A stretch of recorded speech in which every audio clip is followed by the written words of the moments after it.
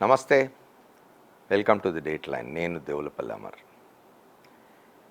పవన్ కళ్యాణ్ ఆయన పిఠాపురం నుంచి పోటీ చేస్తున్నారు.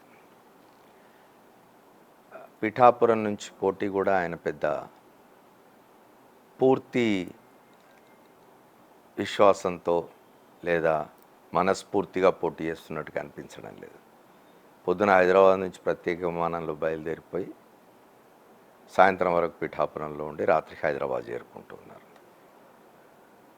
ఆయన ఒక పార్టీ నాయకుడు. ఆయనే చెప్తున్నట్టుగా ఆంధ్రప్రదేశ్లో ప్రస్తుతం అధికారంలో ఉన్న రాజకీయ పక్షాన్ని ఓడించడం కోసం అని చెప్పి ప్రతిపక్షాలన్నింటినీ ఒక్కటి చేసి కూటమి ఏర్పడడానికి నేను కారణమైన వాడిని అని చెప్పుకుంటున్నవాడు.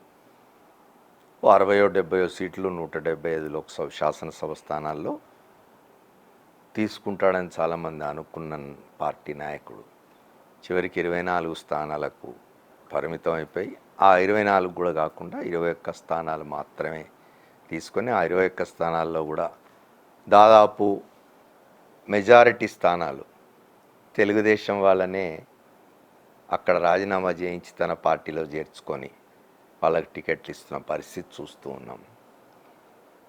ఇది బహుశా ప్రపంచ చరిత్రలో ఏ రాజకీయ నాయకుడు ఇట్లా చేసి ఉండడు.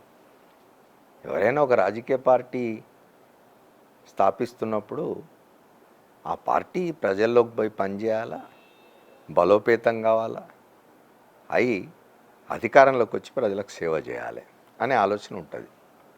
అట్లా కాకుండా ఇంకొక పార్టీ గెలవడం కోసం, ఇంకెవరినో ముఖ్యమంత్రిని చేయడం కోసం ఇంత బాహాటంగా లెక్కలున్నవి కనిపిస్తూ ఉన్నది.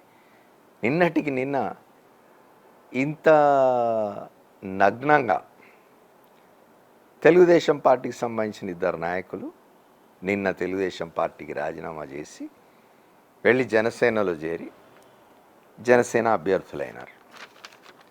అందులో ప్రముఖుడు మండల్ బుద్ధప్రసాద్. కాంగ్రెస్లో పదవులు అనుభవించి ఆ తర్వాత తెలుగుదేశంలో చేరి తెలుగుదేశం అధికారంలో ఉండగా అక్కడ పదవులు అనుభవించి నిన్నటిదాకా తెలుగుదేశంలో ఉండి నిన్నటికి నిన్న ఆయన తెలుగుదేశానికి రాజీనామా చేసి జనసేనలో చేరి అవనిగడ్డ నుంచి జనసేన అభ్యర్థి అయినాడు. అట్లాగే పాలకొండ,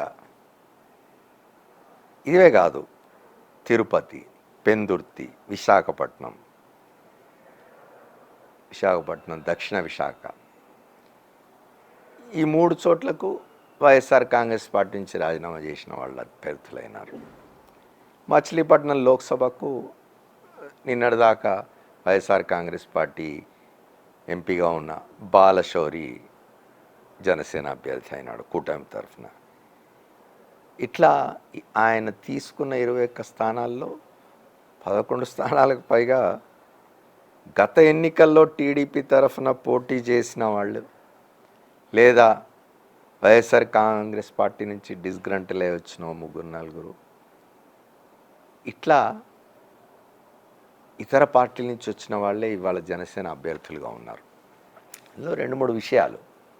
ఒకటి, 2014లో పార్టీ స్థాపించిన పవన్ కళ్యాణ్ 10 సంవత్సరాల పాటు క్రియాశీల రాజకీయాల్లో నిజంగా ఉంటే కనీసం ఒక 30-40 మంది అభ్యర్థులను కూడా తన పార్టీ తరఫున తయారు చేసుకోలేకపోయినాడా అనేది ఒక ప్రశ్న.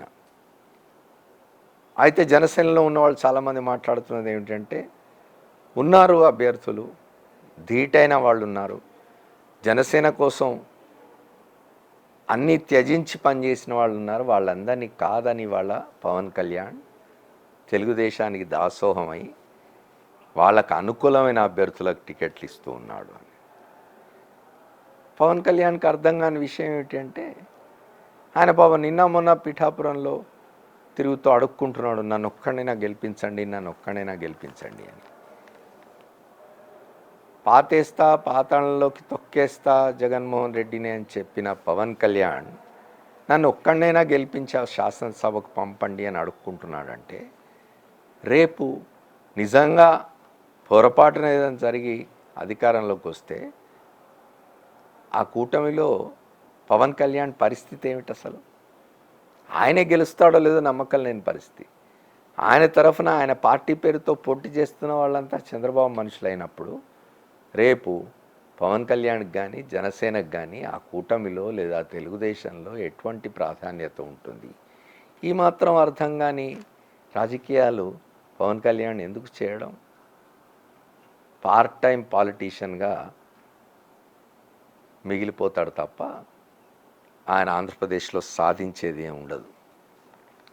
బాబును సీఎంగా చూడాలనుకొని ఇతరేతర ప్రయోజనాలు ఏమన్నా ఆశించి ఆయన్ని మొత్తం నాటకంలో ఒక పాత్ర ధరిస్తూ ఉంటే చెప్పలేం. కానీ నిజంగా ఒక రాజకీయ పార్టీని బలోపేతం చేసి ముందుకు తీసుకుపోయి ప్రజాస్వామ్యంలో ప్రజల్ని మెప్పించి గెలిచి అధికారంలోకి రావాలి అనుకునే పార్టీ ఇట్లా ఉండదు. ఆయన మీద నమ్మకం లేదు జనానికి, నవ్వుకుంటున్నారంతా ఆయన చేస్తున్న చేష్టలకి. దీనికి తోడు ఆయన తన భద్రతకు సంబంధించి కూడా నవ్వుల పాలవుతూ ఉన్నాడు. ఆయన తన సమావేశాల్లోకి సభల్లోకి వేరే వాళ్ళు ఎవరో చొరబడి తనను తన సెక్యూరిటీ వాళ్ళని బ్లేడ్లతో కోస్తున్నారని చెప్పి ఒక ఆరోపణ చేసినాడు ఆయన. అందుకే ప్రోటోకాల్ తప్పనిసరి అవుతున్నది. ప్రోటోకాల్ కారణంగా కొంతమందికి ఇబ్బంది కలగొచ్చు నన్ను కలవడానికి అంటున్నాడు. ప్రజాక్షేత్రంలో ఉన్న ఒక రాజకీయ పార్టీ ప్రజల్లోకి వెళ్తున్నప్పుడు ప్రోటోకాల్లు పాటించి నిబంధనలు పాటించి మాత్రమే ప్రచారాలు చేస్తాం, జనాన్ని కలుసుకుంటాం అంటే అది ఏ రకంగా ప్రజలు మెచ్చుకుంటారు? బహుశా ఆయన కూటమిలోని మిత్రపక్షమైన తెలుగుదేశం పార్టీకి సంబంధించిన నాయకుడు లోకేష్కు కేంద్ర ప్రభుత్వం జెడ్ కేటగిరీ భద్రతను మంజూరు చేసింది. అటువంటి భద్రత తనకు కూడా ఏదైనా కావాలనే ఆలోచనతో ఈ మాటలు మాట్లాడుతున్నాడేమో. ఎక్కడైనా మరి బ్లేడ్తో ఎవరైనా కోసుంటే ఆ కోసినవి చూపించాలి కదా, గాయాలు చూపించాలి. తన సెక్యూరిటీ వాళ్ళకి తగిలిన గాయాలు కానీ తనకు తగిలిన గాయాలు కానీ చూపించాలి కదా. అట్లాంటివి ఏమి లేవు, మాటలు మాట్లాడుతున్నాడు. గతంలో చంద్రబాబు ముఖ్యమంత్రిగా ఉన్నప్పుడు కూడా నన్ను చంపడానికి కుట్ర చేసింది ఆ ప్రభుత్వం అని చెప్పి మాట్లాడినవాడు. ఆయన బహుశా తనకు కూడా జెడ్ కేటగిరీయో Z+ కేటగిరీ, ఎందుకంటే చంద్రబాబు నాయుడు గారికి ఆల్రెడీ Z+ కేటగిరీ ఉన్నది. ఆయన కుమారుడు లోకేష్కి ఇప్పుడు జెడ్ కేటగిరీ ఇచ్చింది కేంద్ర ప్రభుత్వం. పవన్ కళ్యాణ్ కూడా ఒక జెడ్ కేటగిరీ భద్రత ఏర్పాటు చేసేస్తే పోతుంది కేంద్ర ప్రభుత్వం. ఎందుకంటే జెడ్ కేటగిరీ భద్రత పెట్టుకొని వీళ్ళు పోయి ప్రజల్లో ఏ రకంగా ప్రజల్లో కలుస్తారు, ఏ రకంగా ప్రజల్లో మమేకమై వాళ్ళతో మాట్లాడతారు, వాళ్ళని మెప్పించి వాళ్ళ ఓట్లు అడుగుతారు, ఆ ఓట్లు సాధించుకొని ఎట్లా గెలుస్తారు, ఇది చూడాల్సిందే. Thank you. మళ్ళీ కలుద్దాం.